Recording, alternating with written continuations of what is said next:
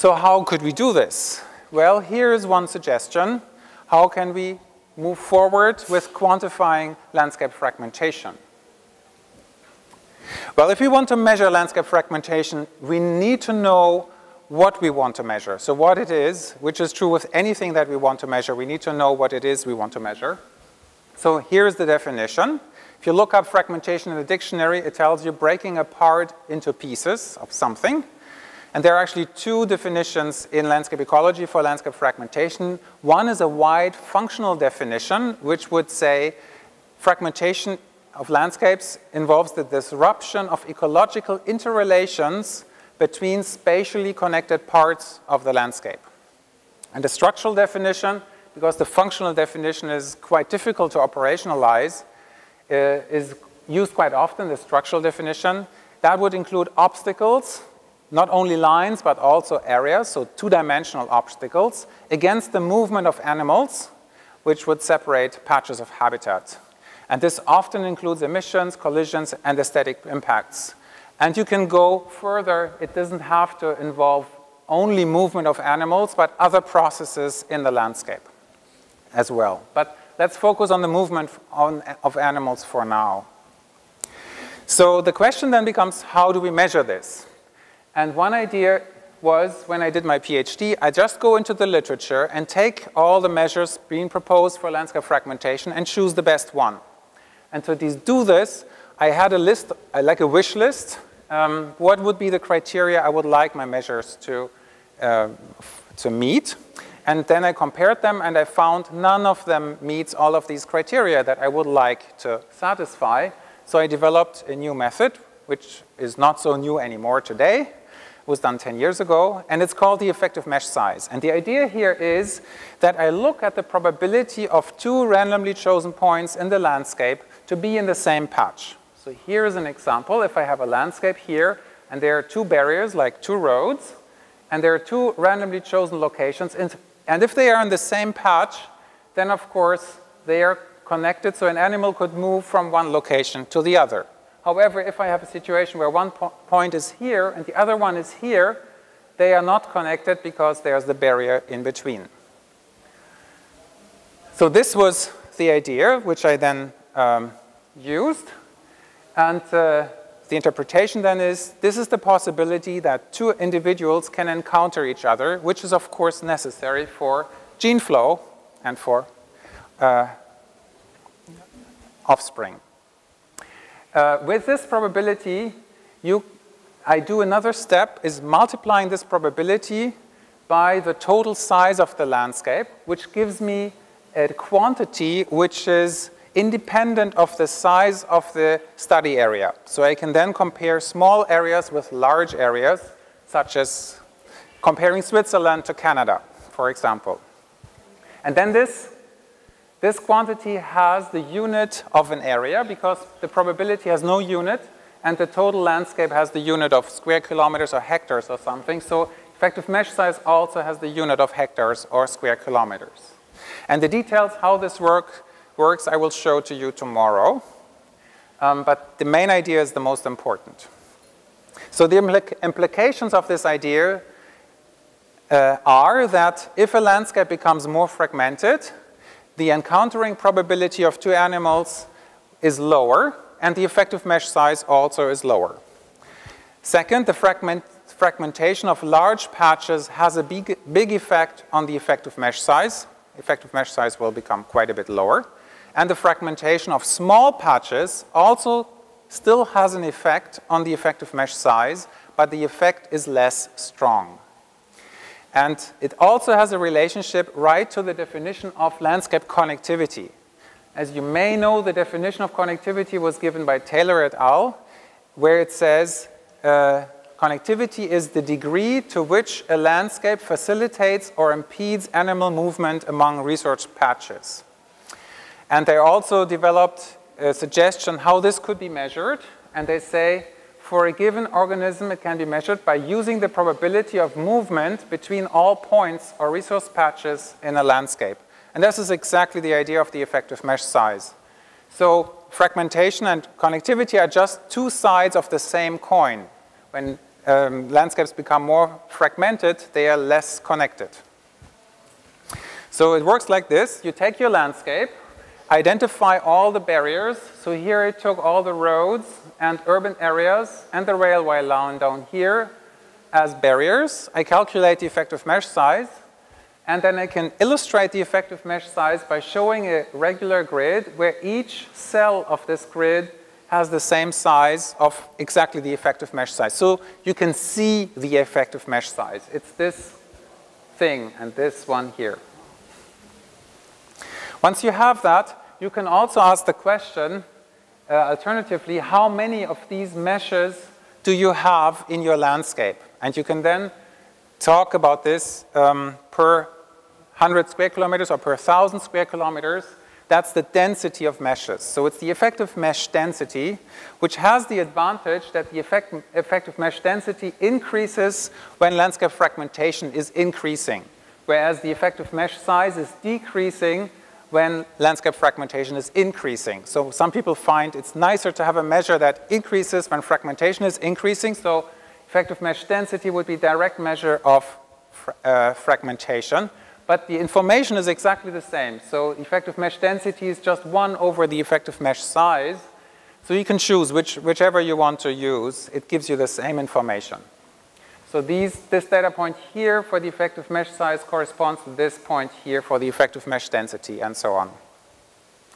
So you could just say, with effective mesh size, I measure landscape connectivity, and with effective mesh density, I measure landscape fragmentation. So in that sense, landscape connectivity and landscape fragmentation are the two sides of the same coin. We applied this to Switzerland. So these are the 5 major ecoregions in Switzerland. The Alps are down here. That's why the effective mesh size is quite bigger. And the smallest values of the effective mesh size you find in the lowlands, where you have lots of urban sprawl going on. And then you can now analyze the changes in fragmentation over time. So I show you the same series again from 1885, 35, 60, 80, 2002.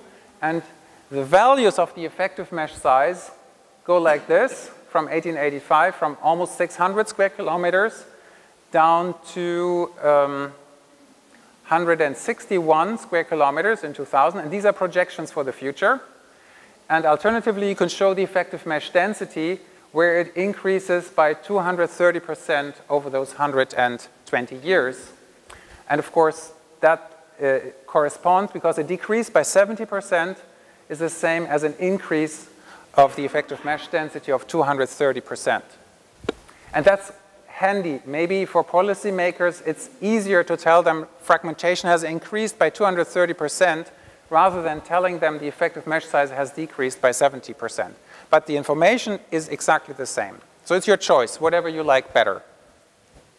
Here's an example from the canton of Aargau, where you see the map and the patches. So here are green large patches, at least some are still left, whereas in 2002 they have almost disappeared and urban sprawl has been prevalent.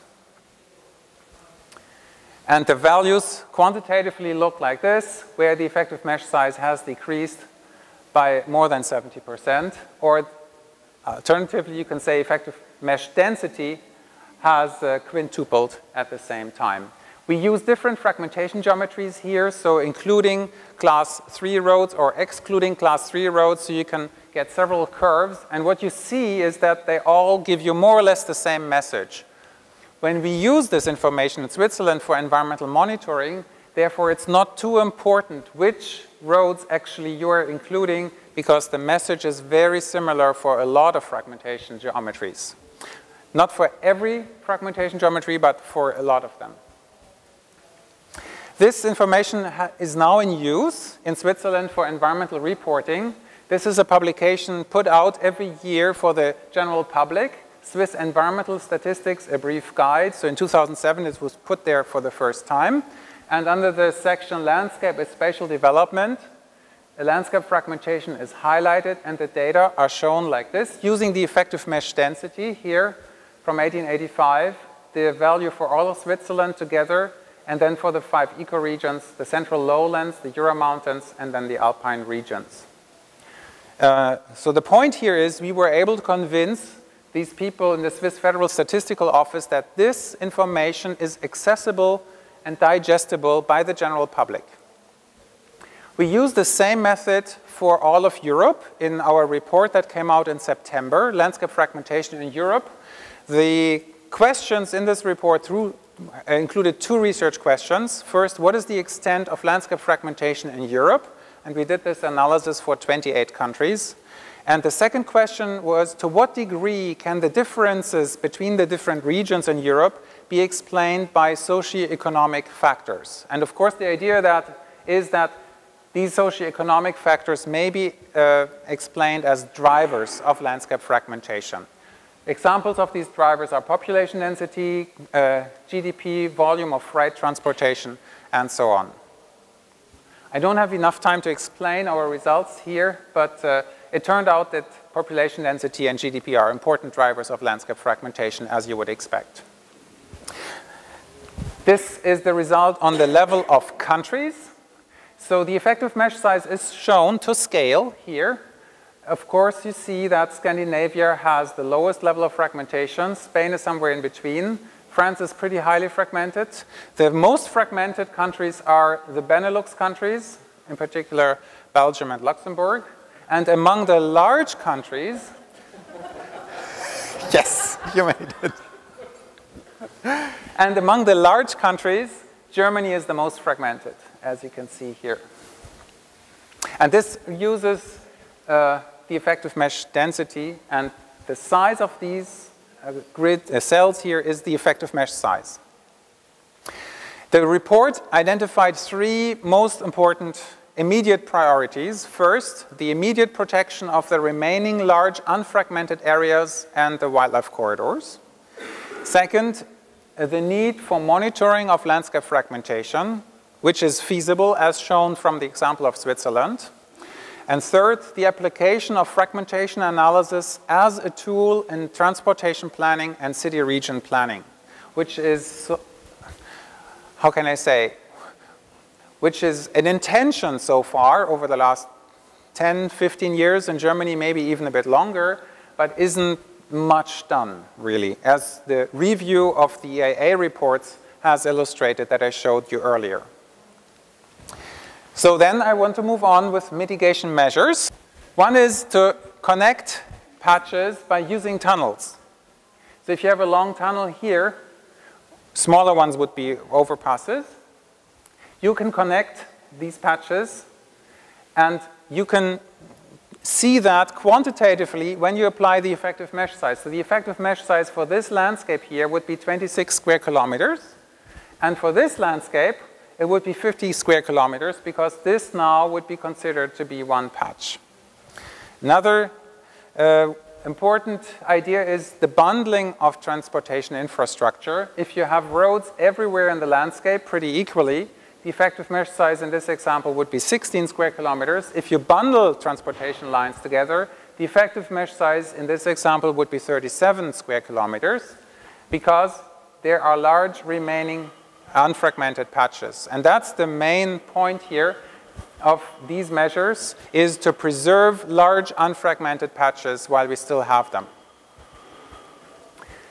A third example to apply this idea is when you have detour roads around cities to divert heavy traffic from the city center. Try to keep these roads as closely as possible to the city center. If you calculate the effective mesh size here, it's 14.6 square kilometers. And if you have the detour roads further away, you are losing large unfragmented patches here, and the effective mesh size therefore is bigger, indicating a higher degree of fragmentation. And you can go from there and develop more ideas to apply this. So this is where the effective mesh size and related metrics can be used as a tool for planning.